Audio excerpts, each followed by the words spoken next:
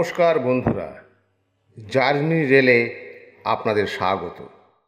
আজ আমি আপনাদের নিয়ে যাব কাঁচরাপাড়া রেল স্টেশনে একটি দুর্লভ জিনিস দেখাতে।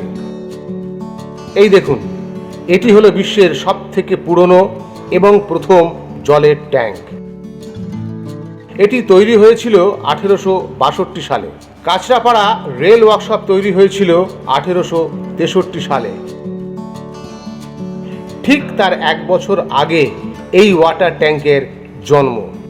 ব্রিটিশ দ্বীপপুঞ্জে 1865 সালে এই ধরনের ট্যাঙ্ক তৈরি হয়। সেই জন্যে এই জলের ট্যাঙ্কটি বিশ্বের সবচেয়ে পুরনো জলের ট্যাঙ্কের আখ্যা পায়। এই ট্যাঙ্কের প্রধান কাজ ছিল বাষ্পচালিত ইঞ্জিনে জল সরবরাহ করা।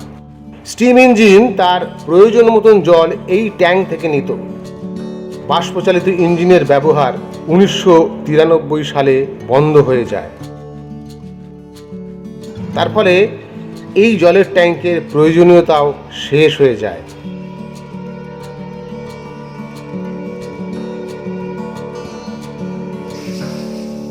তারপর বেশ কিছুদিন এই ট্যাঙ্কের জল পাইপলাইনের মাধ্যমে বিভিন্ন কাজে ব্যবহার করা হতো।